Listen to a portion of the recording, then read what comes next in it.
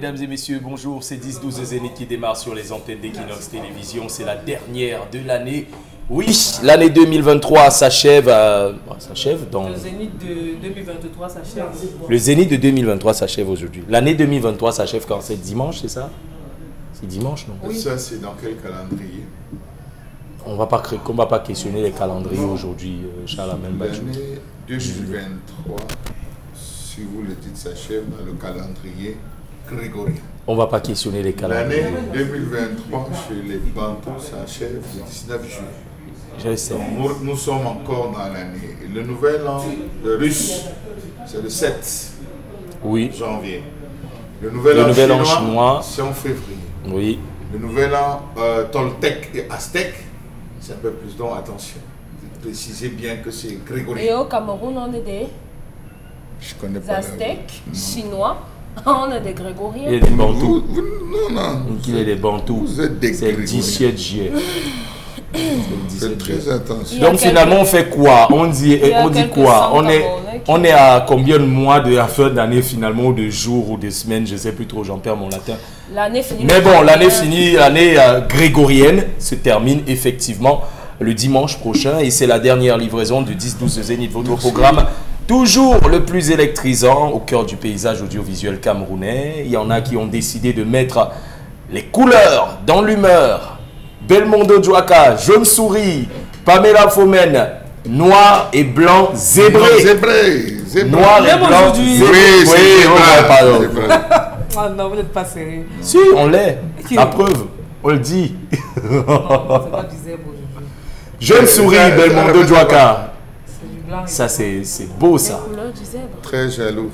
Ouais, mais je vous ai dit hier qu'il y avait une personne que j'aimais, que je commençais à aimer véritablement. Malheureusement, vous avez tous oublié sur ce plateau de me demander de qui il s'agissait exactement.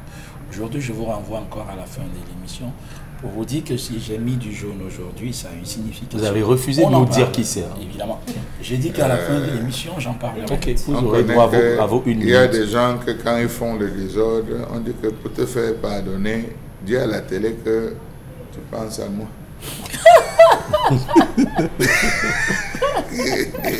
En même temps, vous n'êtes pas le seul, Belmondo Djouaka, parce que tous sur ce plateau, y compris vous êtes ligués pour établir une relation particulière entre moi et Rosine. Ouais. Ben, et je réitère ici que Rosine est une amie, une très bonne amie même. Qu'on aime bien. Dominique Audrey, dis-lui. Rosine est une très bonne amie. On savait que ça devait faire boum. Ouais. PK14. Il n'y a pas la honte. Beaucoup de poussière. Beaucoup de poussière. Je continue toujours à dire que si jamais il arrive un jour où on décide de se déplacer et de prendre en entièreté ceux qui sont sur ce plateau, il y en aura qui auront un choc. Ouais. Il y en aura qui auront un choc. Bouboule, sens-toi saluer. Je confirme. Quoi? Bouboule? Bouboule? Oh my God. Bouboule? Bouboule. Pamela Fomen. Vous avez vu Pamela? C'est qui Bouboule d'abord? Attendez, pourquoi vous voulez savoir qui c'est qui... Vos amitiés... Vous avez raison, hein, Charles Amel Bachou. Il y a des amitiés qui se créent sur ce plateau. Dès qu'on sort du plateau là, c'est gâté. C'est gâté. Bonjour Dominique Odo Yengelek. Bonjour Cédric. Bouboule. Bonjour. J'ai rien dit, hein. On n'a rien entendu à la maison. Vous en faites pas. On n'a rien entendu à la maison. Vous savez que tout ce que vous me faites cette semaine, c'est la lâcheté. Et oui. que je ne peux pas vous oui, c'est pour ça qu'on en profite. Mais la semaine prochaine, on sera en 2024. Je reviens ça avec reste mes en mauvaises 2023. habitudes. Toutes celles que j'ai décidé d'abandonner. Je vais reprendre ça. Vos résolutions, pensez à vos résolutions. Non. Comment on peut changer d'avis comme ça du jour au lendemain? C'est comme ça. Bonjour. C'est comme ça. Donc, même les gens qui ne tiennent pas leur parole n'honorent pas les rendez-vous. Affichage. Bon. Bonjour aux téléspectateurs. Moi, j'ai envie de dire bonjour à Marie Bellinga, Pascal Bongo. Je ne vais pas dire bonjour à celui qui est Manguélé Pamela là, c'est qui? Magnang, il y a Magnang dans son nom comme ça. Je ne vais pas lui dire bonjour parce qu'il n'est pas gentil. Bonjour à Jean-Bernard. Ah, Eric. Eric Tama qui est un faible pour vous. Je n'ai rien dit, j'ai juste dit Eric. Oui, Eric. Fidèle internaute. Qui est un faible pour vous. Voilà. Il n'est pas le seul d'ailleurs. C'est lui que s'il n'appelle pas, vous n'écrivez pas, c'est lui. Non, c'est pas lui. Ah, c'est un autre là. D'accord. Son nom Axel Barth. Axel Barth, oui. Bonjour. Ils sont nombreux sur les réseaux qui vont nous suivre. Oui, ouais. oui. Et pour eux, la meilleure de l'année, l'histoire du jour. J'ai oublié. Oh, bonjour, oui. Bonjour le Zénith. Je vis en belle famille, mais dans mon appartement, mon mari et moi. Ma belle famille vit à côté dans leur appartement. Nous avons 2 enfants qui vivent avec mes parents et actuellement je suis enceinte. Le problème, chère famille, c'est ma belle-sœur. Elle n'a jamais cherché à connaître l'état de santé des enfants de son frère qui est mon mari, mais passe son temps à confier les siens à mon mari, jusqu'à il n'a pas de temps pour moi ni pour ses propres enfants. Actuellement, je vous écris, elle a laissé son bébé depuis 14 heures. Bon, 14 heures par rapport à la date et à l'heure à laquelle elle a envoyé l'histoire. À 14 heures, pour aller vendre, elle rentre à 21 heures. Au lieu de s'occuper de l'enfant, elle dit à mon mari qu'elle arrive, qu'elle part boire ses bières et lui, il ne dit rien. Et l'enfant ne dort pas toute la nuit. Quand je parle, j'essaye de me plaindre et je trouve des choses à redire sur le comportement de ma belle-sœur. Mon mari se fâche. Il n'aime pas quand je parle de sa grande sœur. Quand elle me voit avec son frère, elle agit toujours un genre. Moi, je me bats. Mon mari également et sa sœur, mais sa sœur fait des choses et je me demande pourquoi je suis encore dans cette relation. Actuellement, je devais être dans les bras de mon mari, mais l'enfant est au milieu de nous. Et c'est comme ça quasiment tous les soirs. Je ne sais quel comportement je dois adopter face à tout ceci. Elle était en mariage, dans 2 mariages, et ça n'a pas marché. Elle est quittée, elle est rentrée en famille avec ses 5 enfants. Il m'a déjà dotée. Elle se comporte comme si mon mari était le père de ses enfants. Il met d'abord sa sœur à l'aise avant de penser à sa famille que les enfants et moi sommes. Je commence à en avoir marre de cette situation. Quand ce ne sont pas des mots et des pics que cette belle-sœur me lance, ce sont des regards, les murmures, des éclats de rire lorsque je traverse. À plusieurs reprises, on s'est déjà engueulé pour des histoires relativement banales, mais ici, je ne sais pas comment faire. Comment faire pour que cette dame commence à s'occuper de ses enfants comme leur mère et qu'elle laisse un peu mon mari s'occuper de moi? Est-ce qu'on devrait simplement partir de cette maison? Je rappelle que mon mari est le seul garçon de leur fratrie. Ils sont 3, 2 filles et un garçon. La maman du mari ne dit absolument rien face à toute cette situation. On ne sait à quel sens se vouer. Du moins, moi, je ne sais à quel sein me vouer. Donc, du coup, elle met son mari dans la situation de ta sœur ou moi. Oui, puisqu'elle le dit, elle ne sait plus trop, elle ne sait pas pourquoi elle est encore dans cette relation. Oui, puisque c'est comme si c'est la sœur qui est la femme du mari. C'est lui qui va soigner, c'est lui qui va habiller, c'est lui qui va acheter les jouets, c'est lui qui va compléter les pensions, c'est lui qui va, c'est lui qui fait. Il fait. Entre-temps, elle dit qu'elle ne peut pas vendre et quand elle revient, elle laisse l'enfant à son petit frère et elle va enjoy. Pas taper une job. Entre-temps, la femme de la maison ne peut pas profiter de son mari. En paix. Parce qu'il y a l'enfant de sa soeur au milieu. Waouh. Du coup, on serait tenté de dire qu'on vous comprend, on vous dit que les belles sœurs là. C'est encore quoi la phrase? Charles Amen Bachou, les belles sœurs, on s'en fout des belles sœurs. Je m'engarbe. Je pisse sur elles. Je m'engarbe. Je répète l'expression de Dominique André. Les belles sœurs pissent sur elles. Je répète les paroles de Pamela Fomen. Les belles sœurs ont légère. Vous avez le fond, moi. C'est vrai. Hein? Je trouve un peu que cette histoire est décousue. Elle est décousue. Vous entendez, de Charamel? fil en aiguille. Elle est décousue de fil Parfois. en aiguille.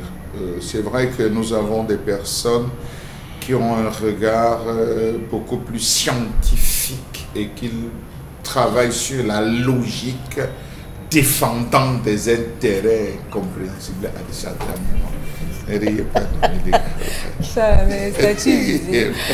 Les statuts visés. Donc, je disais que c'est... Je On aimerait bien être au même niveau. On aimerait ça bien n'allait être pas tous au même passer niveau comme ça. Ouais, je savais. Alors, Ça, vous voyez une femme qui entre dans une famille et qui ne prend pas la peine d'étudier cette famille. Monsieur Nding, pour le peu de temps que j'ai eu à passer avec vous à échanger, je me suis rendu compte que au-delà de vos parents, il y a une forte liaison, une forte relation qui vous unit entre vous, votre frère et votre soeur. Parce qu'à tout moment qu'on discute d'une chose, vous faites toujours allusion. Même parfois sur ce plateau, vous ne vous rendez pas compte. On sent qu'il y a une relation forte. Et cette relation part d'un construit de la base. Alors, cette femme entre dans un foyer, elle dit, voilà, c'est sa grande sœur, premièrement.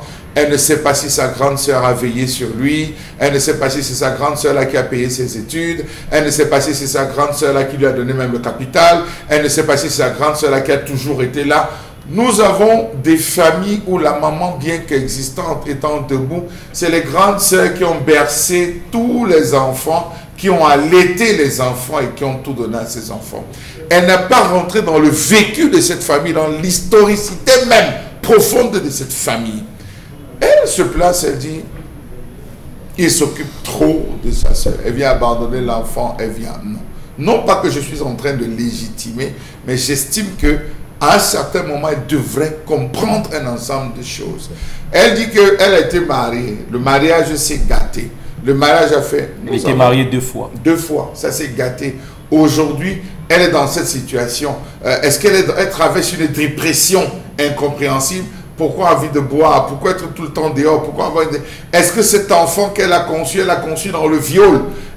On ne sait pas si cet enfant, elle a conçu dans le viol. Elle a été violée. Comme on parlait de celle d'hier, si elle a vécu un viol, un traumatisme lié à la naissance de cet enfant, si dans le fait pour elle de s'éloigner cet enfant, il ne représente pas un poids, un certain poids moral sur elle, elle ne part pas enquêter cela. Tout ce qu'elle trouve, c'est que la famille, notamment la grande sœur de mon gars, me nuit. Je dois être dans les bras de mon gars, je dois me faire chouchouter, je dois m'envoyer en l'air, mais cet enfant nous pourrit la vie et tout.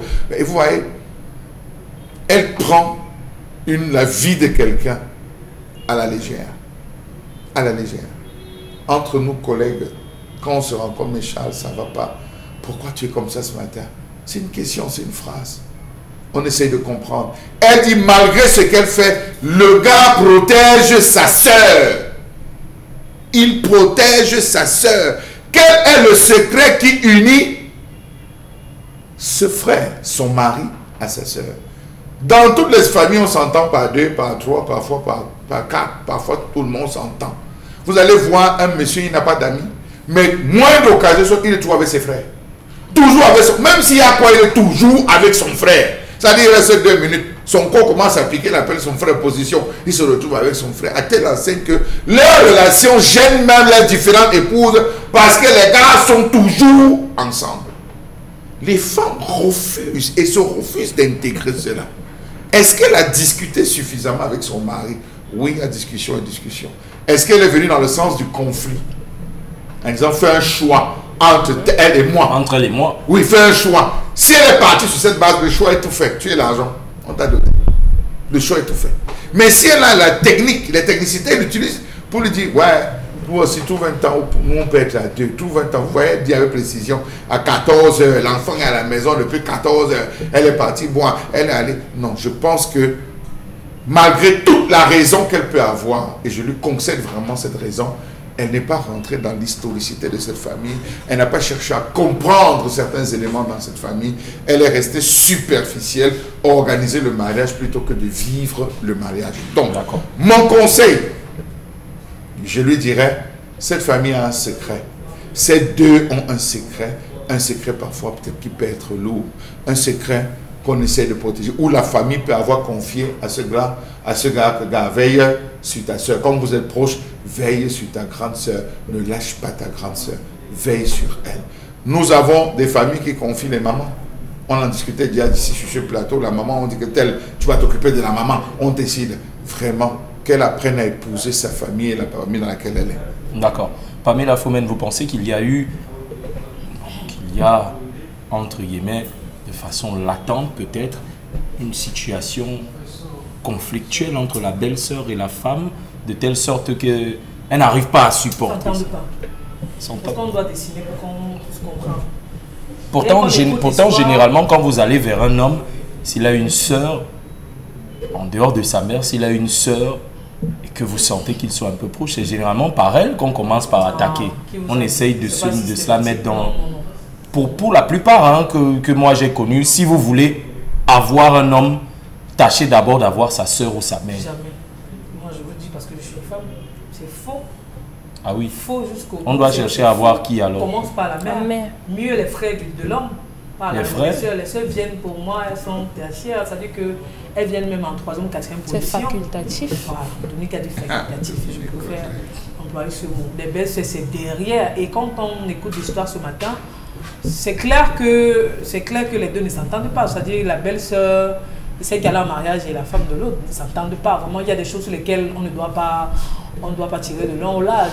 S'occuper de l'enfant de sa belle-sœur, ce n'est pas un problème. Du moment où vous ramenez ça au zénith, ça veut dire que entre votre belle-sœur et vous il y a peut-être autre chose. Oui, parce qu'on le fait habituellement, ça veut dire que ta belle-sœur vient, elle a une occupation, elle est urgente, elle dépose l'enfant. On n'est pas là pour calculer que l'enfant fait 18h, 14h. C'est un détail, on ne gère pas ça. Mais lorsque vous commencez à regarder ces détails pareils, on comprend qu'entre les deux personnes, il n'y a rien à faire.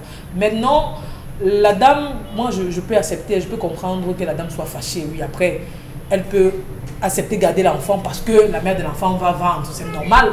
Mais il faut aussi que la mère de l'enfant suive la relève, c'est-à-dire que lorsqu'elle revient de son marché, qu'elle s'occupe de l'enfant, elle ne va pas aller boire au bar, sachant qu'une autre va s'occuper de l'enfant. Moi, je donne raison à cette mère de la dame qui se plaint ce matin en ce moment. Non, je ne suis pas d'accord avec la dame qui pose un tel acte. Dès que vous êtes rentré, on vous a déjà soutenu une bonne partie de la journée. Mais prenez vos charges en main, vous n'allez pas aller rester au bar, vous avez été traumatisé ou quoi que ce soit. C'est une dette morale, nous sommes d'accord, même si le frère, elle a soutenu son frère durant l'enfance et autres. Bref, on a toujours le soutien de quelqu'un dans la vie. Hein? On a toujours besoin de cela. Ce n'est pas un prétexte pour que la dame... Mais ça ne devrait pas devenir une dette morale à vie. À lui, pour l'éternité. Donc tout ce qu'elle va faire aujourd'hui, elle va marcher, elle va insulter son frère, elle va dire que non, parce que je t'ai payé l'école, demain elle va aller faire...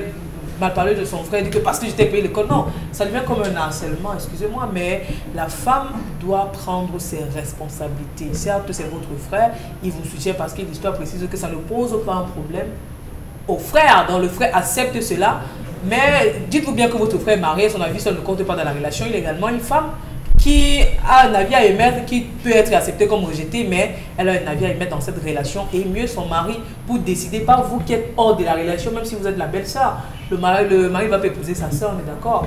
Donc la femme, elle doit prendre ses responsabilités. Lorsqu'elle rentre du marché, elle s'occupe de son enfant. La dame qui pose le problème, qui dit je n'arrive pas à dormir avec mon mari parce que l'enfant est là, vraiment Cédric. Hein? Vous qui avez vos propres enfants, est-ce que vos enfants vous dérangent à dormir avec votre mari? Ils sont pas là. Il y a la chambre pour enfants. Il y a la chambre pour enfants. On peut mettre l'enfant dans la... Sauf si c'est un petit bébé. Les enfants ne sont pas là. Elle vous a dit qu'ils sont où, ses propres enfants?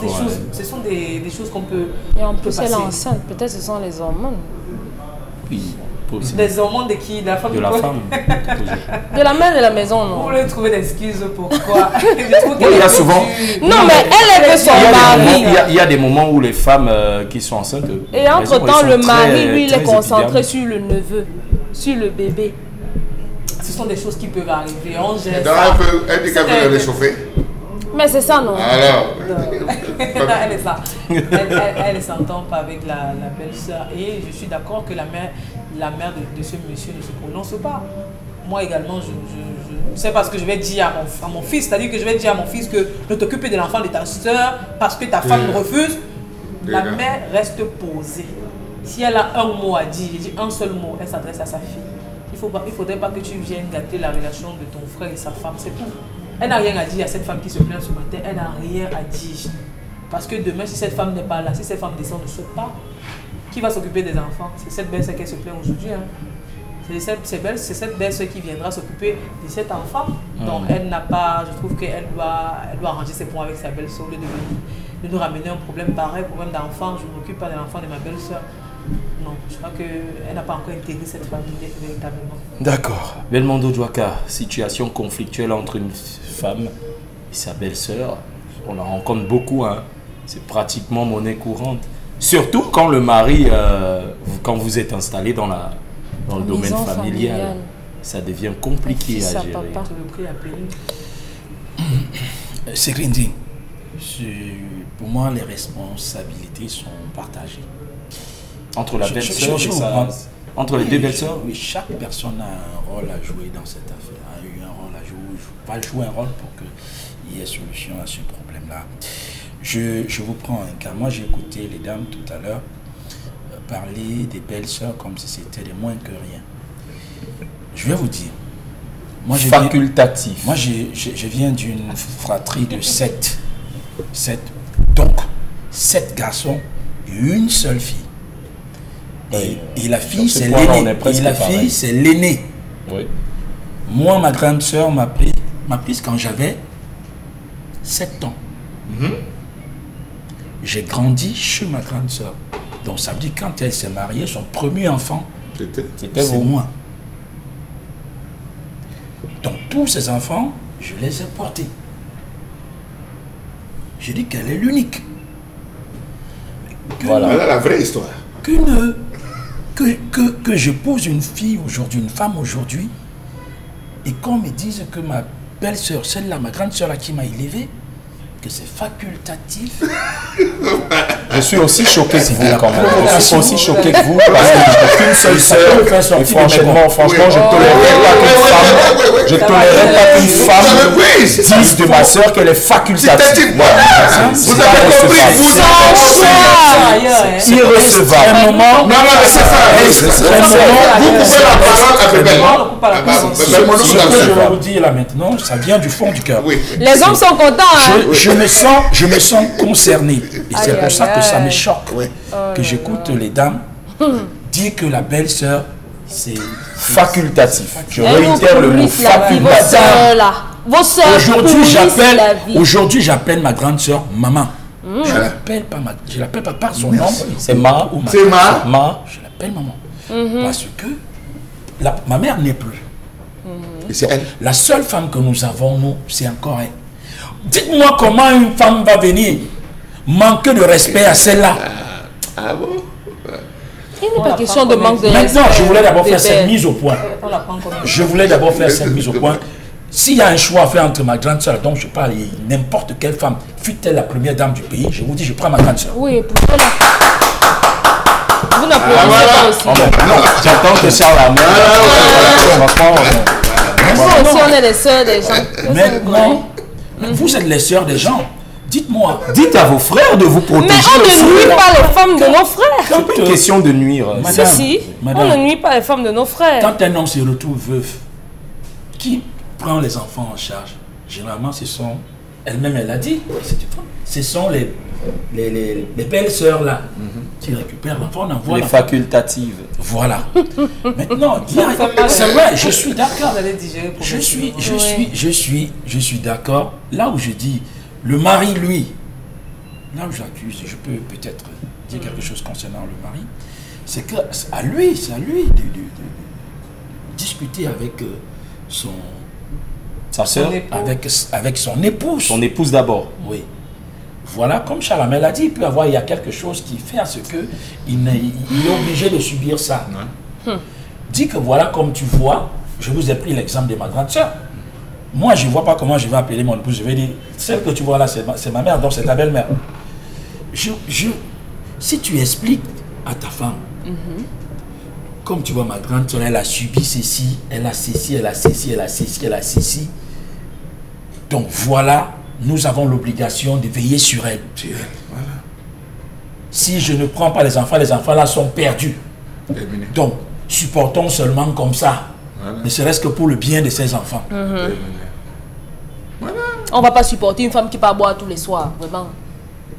Bon, pour vous dire... Hein. Vous voulez quoi? Que le monsieur, parce que sa grande soeur, sa soeur, va de temps en temps boire, qui jette l'enfant dans la rue? Elle est une ivrogne, qu'elle arrête de boire. Je vous dis que nous ne savons pas ce que cette fille a comme problème. Ça n'explique pas la débauche. Maintenant, vous avez dit quelque chose qui est important.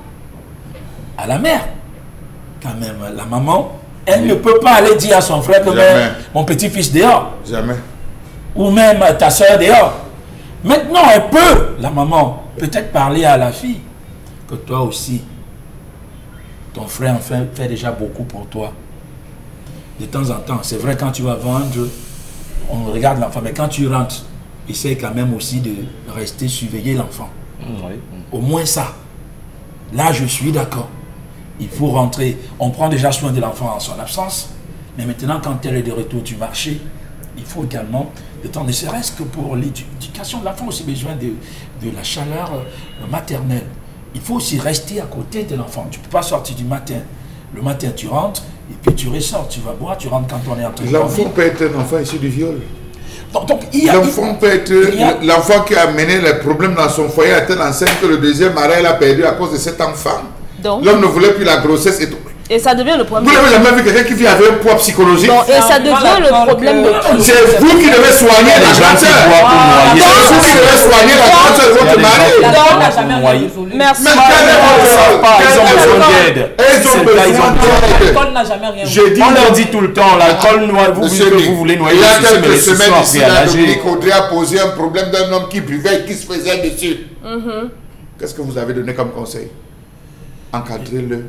Il doit avoir des soucis, conseillez-le, écoutez-le, laissez-le parler, percez l'abcès. Qui va percer l'abcès? C'est le frère, c'est vous la belle-sœur. C'est vous la femme. La belle-sœur qu'on ne respecte pas. C'est vous qui ne respectez pas votre belle-sœur qu'on ne respecte pas. C'est vous qui ne respectez pas votre belle-sœur. Mais si, vous ne pouvez pas avoir votre belle-sœur dans la maison avec votre frère, mais c'est à votre frère que vous venez donner l'enfant dans la nuit. Ça veut dire que la femme qui est dans la maison, vous ne la considérez pas. Je suis désolée. Elle veut arriver chez toi, elle ne t'appelle pas, elle appelle son frère pour dire qu'elle arrive. S'il vous plaît. C'est la maison de Dominique Audrey ou Yengele. S'il vous plaît, est-ce que fort de ce constat-là, Dominique Audrey, la femme n'aurait peut-être pas dû aller directement vers sa belle-sœur et pour lui dire quoi? Discuter avec elle? Pour lui dire quoi? Moi, j'ai très le premier résultat. Non, excusez-moi. La première route vers la solution du problème, c'est d'abord. Excusez-moi, je suis la femme de Bébel et Pamela est sa sœur. Je vis avec Bébel. Elle vient laisser son enfant chez Bébel, son frère, et ne me dit rien. Pourtant, je vais passer toute la journée avec cet enfant. Je vais langer l'enfant, je vais nourrir l'enfant, je vais laver l'enfant. Et bébé va rentrer le soir, faire joujou avec l'enfant. Madame rentre du marché, Poupou, ça va et tout et tout. Elle se lave, elle se parfume, elle se maquille, elle ressort, elle dit à bébé, bon, mon petit, je vais au Carrefour, là je reviens. Pas couper une. Oui, sans poser des questions au Yengelek. Vous voulez qu'au Yengelek porte ses pattes pour aller lui dire quoi? Il n'y a pas de respect et il n'y a pas de considération. Je gère avec... Je parle avec sa belle-sœur ou pas? Je gère... Je crois qu'il y a un détail. Si vous ne parlez pas, on laisse l'enfant à son frère. Je crois qu'il y a un détail. Son frère est marié. Je vous en prie, s'il vous plaît. Je crois qu'il y a un détail, Dominique Audrey, c'est la grande sœur du monsieur. Oui. Donc c'est forcément aussi votre grande sœur. Et donc par conséquent, vous faites le premier pas. Si vous avez un problème avec votre grand frère, vous n'allez pas attendre que ce soit votre grand frère. Non, je suis désolée. Je suis désolée. Oyengelek ne le fera pas. Les autres faites. Moi, je ne le ferai pas. Parce que si je suis la femme de votre frère, la même façon, vous dites à votre frère, garde l'enfant. De la même façon, vous pouvez me le dire à moi parce que je suis la femme dans la maison. Si vous ne le faites pas, elle est même clémente. C'est que votre frère va attacher l'enfant pour aller au travail. Vous diriez donc quoi cette fois? Donc moi, je lui dis... faites ce que vous pouvez faire dans la mesure du possible pour cet enfant dans la journée. Le soir, vous laissez l'enfant à cet oncle. Un bébé. C'est tout. Cet homme doit... Si on dit que l'enfant a des problèmes, elle est traumatisée, ou on lui a fait quoi, ou la vie fait comment dans sa vie là, elle ne peut pas avoir la force de se laver, se parfumer, se maquiller pour aller boire. Je suis désolée, vous voulez dire quoi? Elle a envie de chasser la pauvre femme de son foyer. Une femme qui a déjà été dotée, concentrez-vous exclusivement sur votre grossesse. Ne cherchez pas à avoir un stress compliqué là qui va vous mettre mal à l'aise avec votre enfant. Concentrez-vous sur votre grossesse. S'il veut avoir du temps pour vous, il aura pour vous. Mais s'il préfère être avec sa soeur, laissez-le avec sa soeur et les enfants de sa soeur. S'il veut payer l'école, acheter les habits et tout ça, qu'il fasse ce qu'il a à faire. Mais si vous pouvez faire ce que vous pouvez faire pour vous, faites-le pour vous. C'est à cause des gens comme ça que les couples se divisent et chacun commence à faire les trucs de son côté. Parce que ici, Charles Amel, parce que je ici, vois la perversité pas... même de cette femme dans cette affaire. Cette femme qui a comme une histoire perverse à la limite, monsieur. Non, j'utilise. Donc, elle est perverse à la quelqu'un se limite. plaint d'être malheureuse dans son foyer. Écoutez, elle ne parle de sa belle-sœur. Elle ne parle que de son mari. Elle ne parle pas de la famille qu'il a épousée. Arrêtez un peu ça. Mais vous voulez même quoi à la fin? Arrêtez un peu ça. Il y a une fille qui a donné les détails dans l'histoire. Vous avez dit trop de détails. Cette femme est un peu perverse. Non. Pourquoi je le dis? Franchement. Vous savez, il y a des gens, des femmes qui critiquent tout, qui portent critique à tout. Comment est-ce que cette belle-sœur a réussi à entrer et donner l'enfant à son frère, Majesté Pépé? Laissant cette femme traverse tout d'abord, elle vient donner à son frère. Un homme garde l'enfant. Vous n'avez jamais vu. Un homme lance l'enfant. Un homme arrête l'enfant. Ça veut dire que c'est le genre de femme qui reste à la porte. Elle dit que comment l'enfant c'est une maigre comme ça. Jamais. L'histoire n'a pas comment? Non, je dis pas écoutez. Non, nous écoutons. Hein. Non. Il y a des regards que quand une femme lance à une autre femme, cette femme doit être à la limite un peu. Ne prenez pas l'excuse de la grossesse. Pour moi, la grossesse n'est pas une maladie. Ce n'est pas une maladie. Elle c'est pas bien pour elle qui va bientôt accoucher de s'entraîner sur l'enfant de sa grand-mère. Elle en a déjà deux. Elle en a déjà deux. Le problème, c'est elle qui doit faire. C'est elle qui doit faire le premier pas. Vous avez une belle-sœur à la maison et votre frère. Vous vous adressez à votre belle-sœur, pas à votre frère. Le choix est tout fait. Restez avec vos sœurs. Le choix est tout fait. Restez avec vos sœurs. Restez avec vos sœurs. Vous ne savez pas comment on chasse une femme. Mettez ses affaires de la partie. Mais qu'est-ce que vous croyez? Épouse une femme. La famille, elle ne s'est pas plainte de sa belle-mère, elle s'est plainte de sa belle-mère. Alors, elle s'est plainte de sa belle-mère. Vous pensez que quand vous épousez les femmes, c'est une faveur? Quelqu'un est amant parce qu'il ne s'est pas marié? La colère. Non mais franchement, le mariage, ma soeur, nanana. En même temps, vous êtes deux fois plus nombreuses que nous. Donc, elle n'aime pas. Non. C'est sur ce plateau. Les filles de ce plateau n'ont jamais supporté les belles parce qu'elles dérangent. Oui, elles n'ont jamais supporté les belles. Vous serez également depuis le début de cette émission, elles n'ont jamais supporté les belles. Une belle-sœur comme celle de l'histoire ne peut pas la supporter. Elle est tout. Vous n'aimez même pas les belles-sœurs. Laissez-la vivre. J'ai dit vous n'aimez mais qu'elle aille se marier. Les belles-sœurs sont un objet de conflit pour vous. Si le mariage est facile, qu'elle se marie. La belle-sœur vient trop chez moi. Et je suis sûr que si mon frère prend trop ma belle-sœur. Elle va même accepter. Mon frère prend le conseil sur ma belle-sœur pour gérer mon foyer. Merci. On va sortir. Qu'elle aille se marier. Elle s'est déjà mariée. On va sortir. Ça l'a dépassé. On va sortir et madame. 5 enfants, 2 mariages. Le conflit n'a jamais rien arrangé. Franchement. Il faudra essayer de résoudre la situation un peu plus pacifiquement. Mais avant même le mari, même c'est même devenu quoi même. À votre belle-sœur, parlez à votre belle-sœur, parlez à votre mari, essayez de revoir la situation. Même votre belle-mère peut entrer aussi également dans l'équation. C'est pas le tout d'entrer en conflit. On est dans une famille. Sauf si son père. On épouse une famille. On épouse une famille et on est contraint à vivre dans l'harmonie. On va prendre la colère de Charles Amel.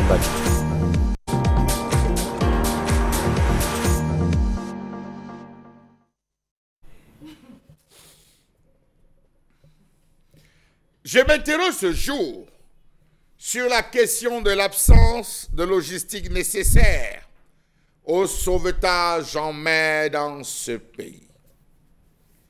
Jusqu'où ira le silence des dirigeants camerounais face à ces catastrophes humanitaires? Les faits sont devenus tellement banals qu'on n'en parle plus. Naufrage en pleine mer. Des pêcheurs se noient constamment. Des embarcations coulent constamment. N'allez pas voir l'Europe pour ceux qui pensent aux plus grands, aux gros immigrés. Oui, même ici dans la zone, on connaît de sérieux et de graves naufrages. Comment est-ce que c'est géré? Comment comprendre le silence des autorités camerounaises face à l'ensemble de ces drames, même s'il est vrai que les pleurs des familles éprouvées par la disparition d'un membre suite à un naufrage résonnent suffisamment fort comme un son de cloche pour signaler l'urgence à agir. Le Cameroun a un long littoral où des Camerounais s'essayent, qui a allé au Nigeria, qui a essayé de sortir par voie maritime. Chacun réfléchit à son sens pour pouvoir avancer, qui pour les affaires. Combien de fois avons-nous appris qu'une embarcation revenant du Nigeria a coulé? Qu'est-ce qui a été fait? Les corps sont tout simplement repêchés. On ne recherche plus les corps que les vivants. On ramène les dépouilles parfois mochées par les poissons. On restitue à la mort, on invite les gens à venir découvrir ou identifier les corps et après basta. Comment comprendre cette absence de suivi mieux? Grosse lenteur observée dans le processus de sauvetage en mer. J'ai discuté encore avec un pêcheur qui m'a fait comprendre que par semaine, on perd beaucoup de Camerounais au large de nos côtes parce qu'ils sont nombreux qui s'essayent à prendre la voie des eaux pour rallier ce qu'ils ne peuvent le faire par route. Question. Le Cameroun dispose-t-il d'une véritable logistique prête pour un sauvetage de naufragés lorsqu'on voit ce qui est arrivé avec les différents crashs d'avions? Depuis quelques années, le Cameroun essuie une multitude de drames maritimes. Comment comprendre que la sécurité en mer a été pendant des décennies l'objet de négligences, même s'il y a quelques années, on a vu le regard du chef de l'État à travers plusieurs forums pour booster la sécurité et mettre les dispositifs en place pour pouvoir pallier à un ensemble d'incidents? Comment comprendre l'absence de formation, sensibilisation de la part des autorités compétentes sur les dangers de la mer? Chaque année, les populations camerounaises sont lourdement touchées par les accidents en mer. Ces catastrophes répétées vont du naufrage par simple chavirement du bateau sans sérieuses conséquences jusqu'à la collision fatale entre petits et grands bateaux, sans compter les actes de piraterie menant au vol du matériel accompagné d'agressions, des équipages et des passagers suivis dans plusieurs cas de mort d'hommes. Tous les jours, de jeunes Camerounais fuient le pays par vagues dans des embarcations de fortune. L'océan est devenu le cimetière de milliers d'immigrants africains qui s'y noient, laissant derrière eux femmes, enfants pour se lancer dans une aventure, non seulement risquée mais aussi incertaine, avec dans leur poche quelques billets et avec pour passeport un visa, et visa leur courage et leur détermination. Mais à peine ont-ils quitté la chaleur familiale que les problèmes commencent. Certains y laisseront leur vie, d'autres seront renvoyés chez eux, et d'autres encore qui atteindront leur destination savent que l'existence ne sera pas forcément plus facile. Comment comprendre la négligence des zones considérées comme dangereuses en mer? Comment comprendre que des mesures ne soient pas prises pour éviter particulièrement des zones dangereuses où la météo peut changer très très brutalement? Comment comprendre qu'il n'y a proprement parlé pas de suivi de ces zones extrêmement dangereuses dans le suivi? J'insiste encore, et la répétition est importante, le suivi. Les causes d'accidents sont nombreuses. Le vent et les vagues qui apparaissent parmi les plus importantes, il en résulte de nombreux morts et blessés ainsi que de pertes matérielles évaluées à 150 millions de dollars pour ce qui est de l'Afrique centrale. Pour le Cameroun, on a évalué comme principaux facteurs ayant contribué aux accidents dans la sous-région par ordre décroissant. Les vagues, 15 cas par mois. Les vents, 67 cas. Les pannes de moteur, 39 cas. La surcharge des embarcations, 58 cas. L'inattention, 42 cas. La panique, 32 cas. La désorientation, 11 cas. La brume, 16 cas. Même pour partir de Douala, pour déballer. Partir de Douala pour Cap Soué là-bas. Les différentes îles. Est-ce que vous savez que c'est très compliqué et on ne compte pas des accidents? Comment comprendre que jusqu'à ce jour, on n'a pas pris des mesures, sachant que parmi les embarcations concernées, on a reporté celles d'une longueur comprise entre 3 et 9 mètres les plus touchées, suivies par les pirogues de 9 à 12 mètres. Les deux classes de longueur confondues donnant un total de 54 unités concernées. Comment comprendre ce relâchement lorsqu'on sait, au mieux qu'on observe que 21 accidents se sont produits en plein jour, soit 28% % du total des accidents analysés. 26 cas d'accidents en période d'obscurité, représentant 29% des accidents en question. Dans certains pays, il est interdit de naviguer de nuit. Il y a des gardes-côtes qui veillent strictement à cela. On peut partir de Douala pour Boya.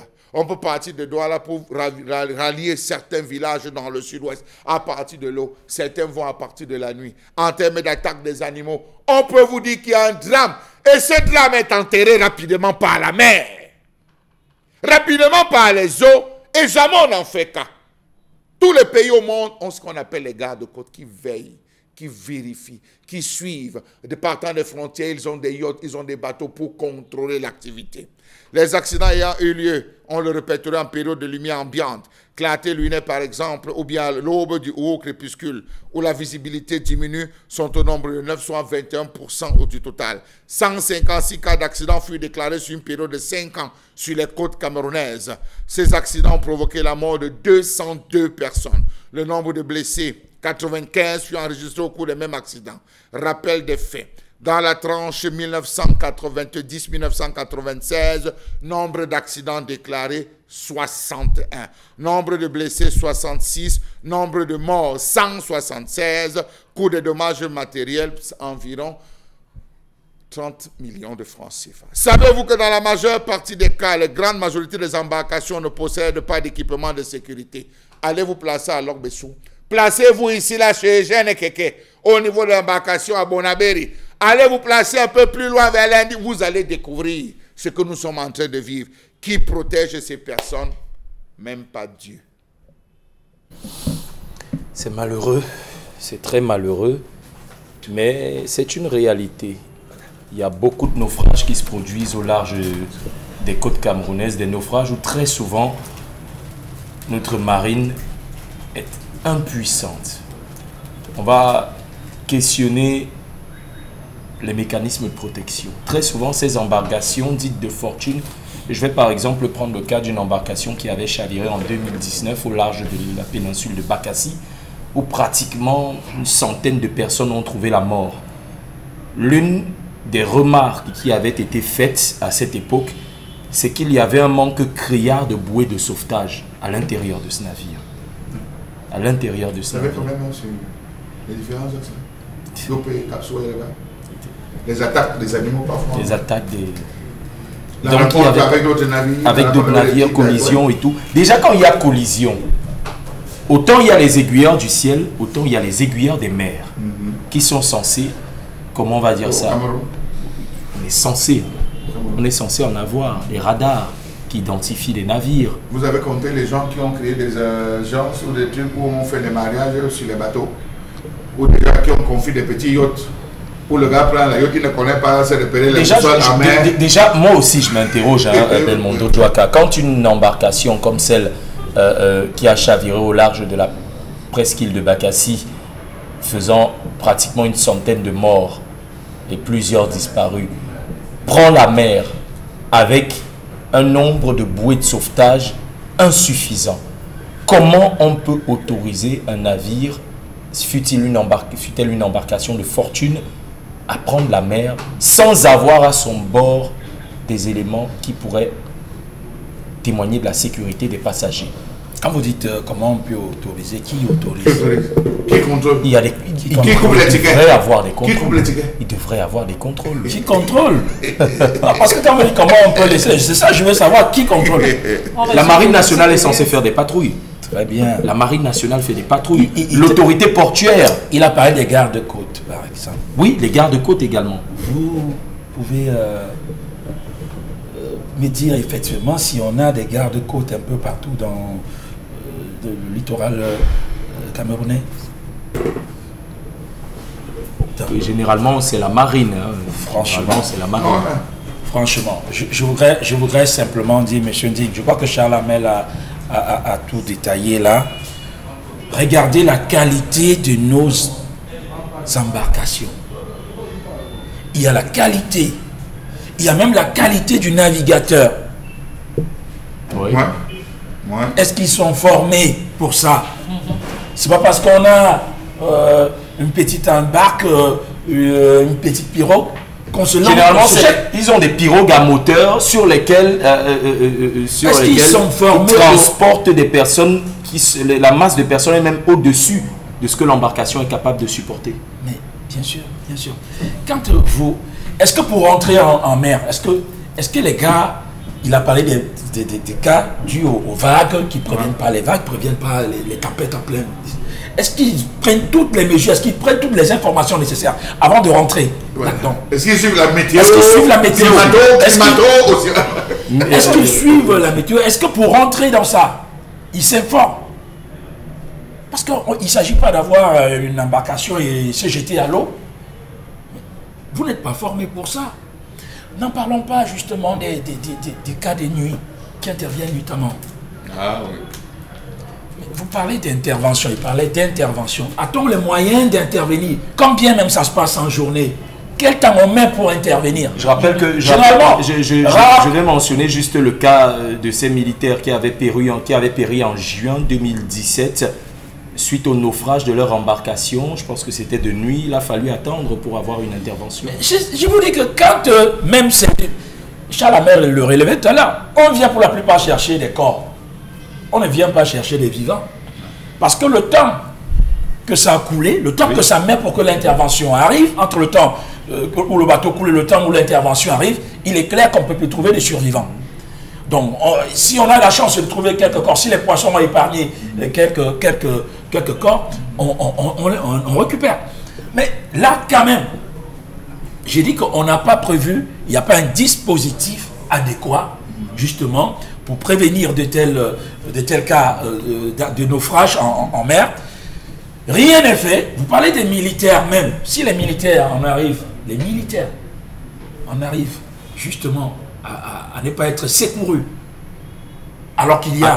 Attends, qu'en sera-t-il pour les civils? Qu'en sera-t-il pour les civils? Il y a des embarcations qui connaissent des naufrages comme ça. 2023 même. On en a eu un cas. En mars 2023, un navire qui battait pavillon camerounais, qui pendant plusieurs heures a été porté disparu de tous les radars. Bon, très bien. Porté disparu de tous les radars. Il a fallu l'intervention de la marine gabonaise. Voilà. Vous avez les Camerounais, nous on parle même de ce qui se passe juste à la côte là. Vous avez les Camerounais qui voyagent tout le temps, qui prennent la mer tout le temps, en raison des conditions difficiles, précaires que nous avons ici. Ils veulent trouver mieux ailleurs, qui décèdent chaque jour en mer. Et qui appellent pour raconter comment la situation. Voilà. Oui. Combien de fois avez-vous suivi que le gouvernement camerounais a dépêché, je ne sais pas, les gardes-côtes d'un bateau pour aller les chercher en pleine mer? Combien de fois? Bon. Alors, donc moi je pense que il n'y a rien n'est fait pour ça chez nous, malheureusement. Il n'y a qu'à aller au débarcadère. Vous voyez la qualité parfois des pirogues, ne serait-ce que pour aller à Djibale. Ah oui, vous avez des pirogues, un axe que je connais plutôt bien. Vous avez des pirogues où on a... Oui, ils mettent de comment on appelle cela, encore du goudron pour boucher les fissures. Placé à Youpé.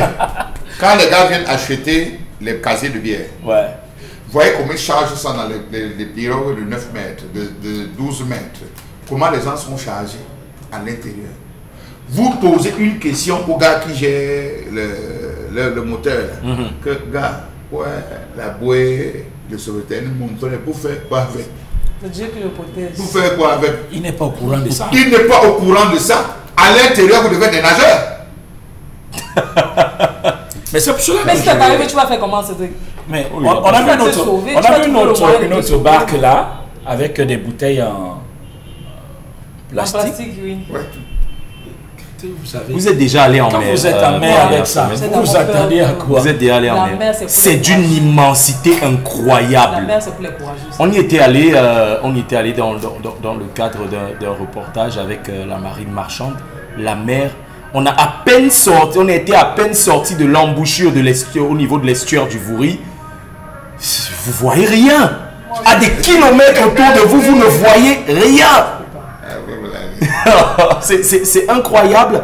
La marine camerounaise, lors des journées portes ouvertes qu'elle a organisées avant la tenue du 20 mai, a présenté un certain nombre de machines, de la logistique, un Zodiac, un Zodiac, un sabre qui justement a été donné à la Marine nationale pour des opérations de lutte contre la piraterie en haute mer, des opérations de secours des personnes naufragées sur les rives des ports de mer camerounais, mais malheureusement, les chiffres continuent à augmenter.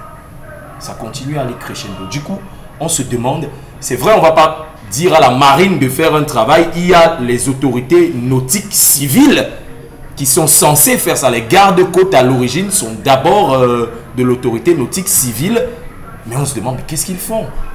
Qu'est-ce qu'ils font quand une embarcation est capable de chavirer à moins de 20 km des côtes camerounaises et qu'on n'intervienne pas assez vite? Je crois qu'on devrait avoir une étude, non? Moi, je vois souvent sur les réseaux sociaux, je vois un bateau, le poids, on voit des personnes, on voit des machins. Je crois qu'on devrait d'abord faire une étude, c'est-à-dire qu'on connaît le poids que ça peut supporter au lieu d'observer. C'est ça, parce qu'on a l'impression, on a vu des sorties du ministère des Transports, on dit toujours non, comment sauver des personnes sur le plan, je dis, par voie terrestre, aérienne même c'est difficile.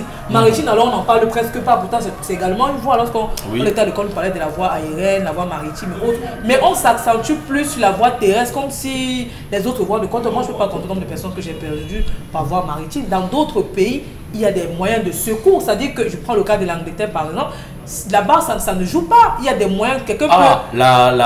comment on appelle ça, la Royal Navy, c'est leur corps, ça existe là-bas, pourquoi pas chez nous? Je vais dire, tout ce qu'on observe aujourd'hui, je crois qu'on peut prévenir cela. Ce n'est pas ceux qui vont dans la mer. Moi je dis la mer c'est pour les courageux, hein. Moi personnellement je ne peux pas m'aventurer, mais je dis les personnes qui ont qualité de le faire. C'est beau pourtant, vous devriez... Vous n'êtes pas un enfant de l'eau. C'est beau pourtant. C'est parce que vous n'êtes pas un enfant de l'eau. Ceux qui sont nés, qui ont grandi dans l'eau, n'ont pas peur de l'eau. Vous n'allez pas dire à savoir de ne pas entrer dans l'eau. Les ancêtres sont dans l'eau, ils vont entrer dans l'eau. Tout à fait. C'est une question. Vous devriez faire un tour à Djebale. Non, je crois vous avoir déjà fait la proposition. Mais finalement, elle a peur du noir, elle a peur de l'eau. Vous savez, même la piscine, je ne suis pas dedans. C'est très beau. Il n'y a pas de communication. Même la piscine. Il n'y a pas la rivière. De communication. Non, non, vraiment. Si déjà vous avez peur du noir et en plus de l'eau, elle a peur de la rivière. Elle va pas à la rivière, elle va pas à la piscine, elle a peur du noir. J'ai peur de l'eau. Elle a peur de l'eau. Un grand coup d'eau. Monsieur Ndi, le Cameroun est dans un état, excusez-moi. On dit qu'il n'y a rien à faire, pourtant il y a tellement à faire. Il y a beaucoup. On pouvait recruter les maîtres nageurs qui ne servent à rien dans les piscines et consorts, des gars conformes. On les recrute, on les habille. On cherche des yachts. Quand vous allez dans la zone de Wodi Bochoua et tout ça, les bodyman, la zone de bodyman, oui, vous avez plein de barons de ce pays qui ont des yachts, qui ont des bateaux. Quand ils descendent ici à Douala, puisqu'ils ont accès à la cadeau, ils descendent là, le yacht sort de la maison. Rapidement, ça vient, ça les porte. Vous voyez souvent les sorties, même la commune, la mairie de ville, même parfois, quand elle veut faire des sorties, vous avez remarqué ça. On pouvait mettre ça à la disposition des gens qui font cette ligne. Nous avons des embarcations de fortune. Vous êtes en train de regarder les naufrages des gens qui vont en Bénin. Vous êtes allé à la Dibamba? Juste, mais attendez, ceux qui vont de la Dibamba pour Mwanko, ceux qui entrent là-bas. Je vous raconte que le flux, seulement de nuit. On y est allé avec Dallas Tchana. Il est pareil que vous, Pamela Fomen, Dallas Tchana, il est pareil que vous. Pour monter dans la pirogue, il a fallu tout un salamalek, il a fallu que je porte Dallas Tchana pour le mettre dans. Toi, porter Dallas Tchana. Oui, il est là, bonjour Dallas Tchana.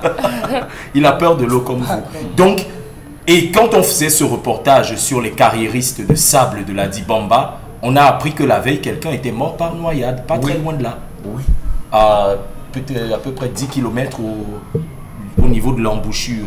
On a dit, mais il n'y avait pas de maître nageur, il n'y avait pas des gens qui gardent souvent les bords de fleuve. On nous a demandé que, ils sont ici. Nous, on les a encore vus. Hein.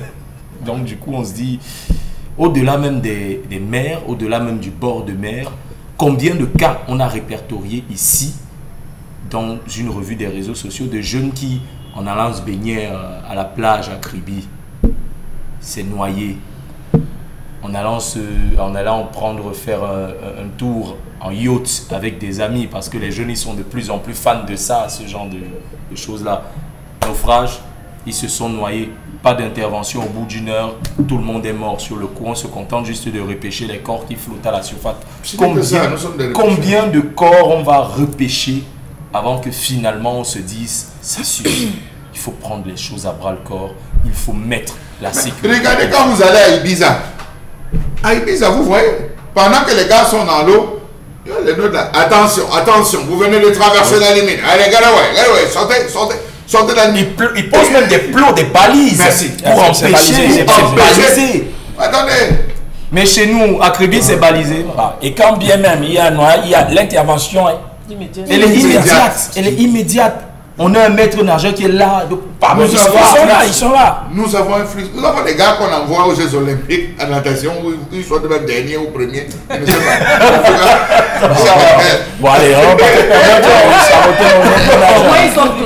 tout cas, le problème, il est sérieux. Entre 2017 et 2023, le Cameroun a perdu plus de 700 de ses compatriotes qui sont morts. Pas en allant en Europe, hein, non. Dans nos embouchures là, qui sont morts là-bas, soit Bakassi, Limbe et autres qui sont morts. Donc il y a vraiment de quoi s'inquiéter. On marque une courte pause et on revient juste derrière.